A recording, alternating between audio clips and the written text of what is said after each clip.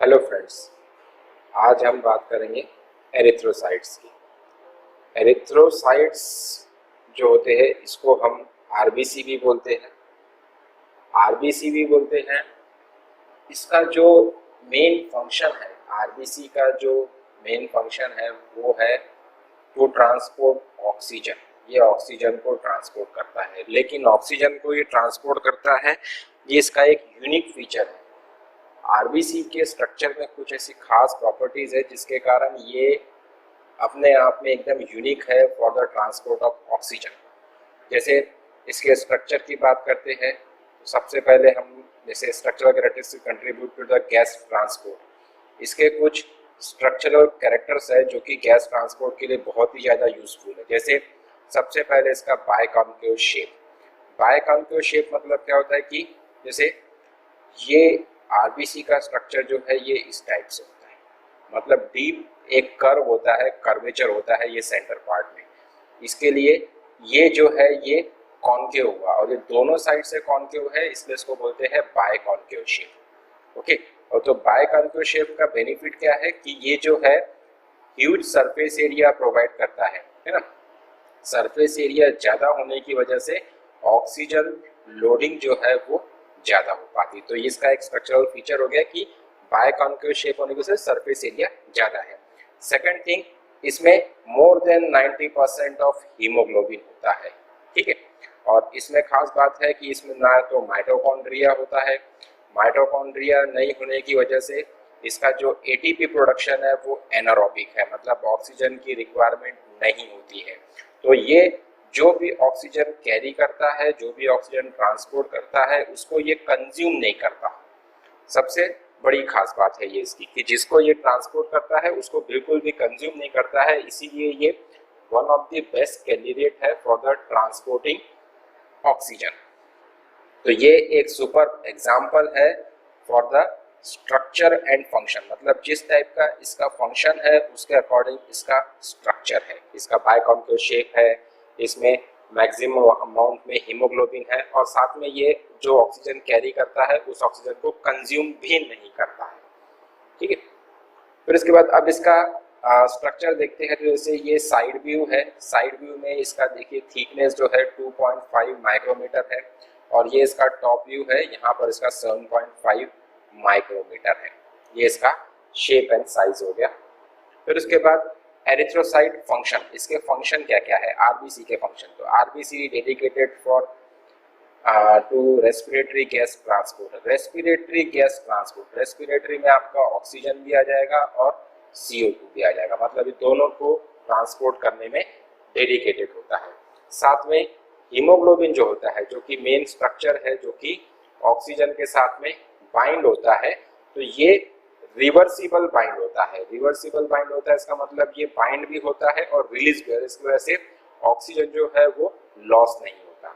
इसका जो normal values है वो मेल्स और फीमेल्स में डिफरेंट होता है। मेल्स में जो है 13 से 18 ग्राम पर 100 ml ब्लड होता है, पर 100 ml ऑफ ब्लड, और फीमेल्स में ये 12 to 16 ग्राम पर 100 ml ऑफ ब्लड होता है। मेल के कंपेयर में फीमेल में थोड़ा सा ये कम पाया जाता है। ओके, फिर उसके बाद हीमोग्लोबिन। अब जो आरबीसी में मेन स्ट्रक्चर है जो ऑक्सीजन को कैरी करता है वो है हीमोग्लोबिन। तो अब हीमोग्लोबिन का स्ट्रक्चर देखेंगे हम। तो हीमोग्लोबिन जो है वो दो पार्ट से बना हुआ है, एक तो ये हीम और ये ग्लोबिन।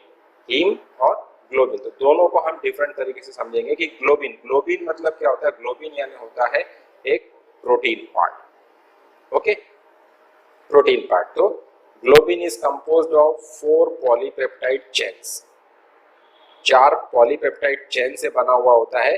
उसमें से 2 अल्फा होती है और 2 बीटा चेन होती है। जैसे आपको समझ नहीं रहा होगा, ये डायग्राम थोड़ा समझाता हूं मैं कि ये इस टाइप का जो है, ये देखिए ये हीमोग्लोबिन का स्ट्रक्चर है ये। तो हीमोग्लोबिन के स्ट्रक्चर में आप देखिए beta chain, alpha chain, beta chain, alpha chain. तो ये रेड कलर में जो दिख रही है ये बीटा चेन हो गई पहली और ये बीटा चेन सेकेंड, ये अल्फा चेन फर्स्ट और यहाँ पे अल्फा चेन सेकेंड, मतलब ये 4 पॉलीपेप्टाइड चेन से बना हुआ है, ठीक है। Heme pigment bonded to each globin chain gives blood red colour. अब जो ये 4 पॉलीपेप्टाइड चेन्स है, बीटा 1, बीटा 2, अल्फा 1, अल्फा 2, इन चारों को जो है एक एक हीम अटैच होता है। देखिए ये एक हीम है, ये जो डिस्क शेप स्ट्रक्चर दिख रहा है ये हीम है, यहाँ पर एक हीम अटैच है, यहाँ पर एक हीम अटैच है, यहाँ पर एक हीम अटैच है और यहाँ पर एक, मतलब 4 पॉलीपेप्टाइड चेन को 4 हीम मॉलिक्यूल्स जो है वो अटैच्ड होते हैं और इसी हीम के कारण जो है ब्लड को रेड कलर मिला हुआ है। ओके, फिर उसके बाद heme central iron atom binds to 1 oxygen. अब इस हीम जो मॉलिक्यूल होता है उसके सेंट्रल में आयरन होता है Fe2+। ये आयरन जो है ये एक्चुअली में ऑक्सीजन को कैरी करता है इस टाइप से। तो यहाँ एक ऑक्सीजन कैरी हो जाएगा, यहाँ पे एक ऑक्सीजन कैरी हो जाएगा, यहाँ पर एक ऑक्सीजन कैरी हो जाएगा और यहाँ पर एक ऑक्सीजन कैरी हो जाएगा। Okay, so each haemoglobin molecule can transport 4 oxygen. जैसा मैंने बताया आपको कि ये एक आयरन, एक हीम मॉलिक्यूल जो है उसमें एक सेंट्रल आयरन एटम होता है, वो आयरन जो है ऑक्सीजन कैरी करता है। अब कितने हीम है इसमें, एक हीमोग्लोबिन में 4, ये 1, ये 2, ये 3 और ये 4। तो ये 4 हीम है, तो ये जो है 4 ऑक्सीजन मॉलिक्यूल को कैरी करते हैं। Each RBC contain 250 million haemoglobin molecules. हर एक आरबीसी में कितना हीमोग्लोबिन होता है, ईच आरबीसी में कितना हीमोग्लोबिन होता है, 250 मिलियन। अब 250 मिलियन हीमोग्लोबिन मॉलिक्यूल्स होते हैं और एक हीमोग्लोबिन जो है वो 4 ऑक्सीजन को कैरी करता है, करेक्ट, क्योंकि हर एक में 4 हीम मॉलिक्यूल होते हैं और 4 हीम मॉलिक्यूल में 4 आयरन। तो ये एक हीमोग्लोबिन जो है वो आपका 4 ऑक्सीजन को कैरी करता है और एक आरबीसी में कितने, 250 मिलियन। तो इसका जो आंसर आएगा वो टोटल एक आरबीसी कितना हीमोग्लोबिन करता है वो कैलकुलेट हो जाएगा। तो कितना रहेगा, 250 इंटू 4, तो ये हो जाएगा 1000 मिलियन ऑक्सीजन मॉलिक्यूल्स जो है वो एक आरबीसी कैरी करता है, करेक्ट, पर आरबीसी, इस टाइप से। तो एक आरबीसी में हमारा इतना ऑक्सीजन कैरी करने की कैपेसिटी होती है। तो ये इसका खास स्ट्रक्चर है जिसमें कि आपको पॉलीपेप्टाइड चेन मिलेगी, हीम मॉलिक्यूल मिलेगा और आयरन मॉलिक्यूल, और आयरन मॉलिक्यूल जो है ऑक्सीजन को कैरी करता है। अब हीमोग्लोबिन जो है ऑक्सीजन लोडिंग इन लंग्स। जब ब्लड जो है लंग्स में होता है तो उसमें ऑक्सीजन की लोडिंग होती है। तो ऑक्सीजन की लोडिंग किस में होती है, हीमोग्लोबिन में। तो जो कॉम्प्लेक्स बनता है उसको बोलते हैं ऑक्सी हीमोग्लोबिन। ऑक्सी वर्ड आ गया ऑक्सीजन के लिए और हीमोग्लोबिन मॉलिक्यूल। तो ऑक्सीजन और हीमोग्लोबिन का जो कॉम्प्लेक्स बनता है उसको बोलते हैं ऑक्सी हीमोग्लोबिन। फिर उसके बाद जब ब्लड टिश्यू में पहुंचता है तब वो ऑक्सीजन की अनलोडिंग करता है, मतलब जो ऑक्सीजन उसके पास रहता है वो टिश्यूज को, सेल्स को सप्लाई करता है। तो इट प्रोड्यूसेस डीऑक्सी हीमोग्लोबिन। तो जब ऑक्सीजन अनलोड हो जाता है तब क्या बन जाता है, डीऑक्सी हीमोग्लोबिन।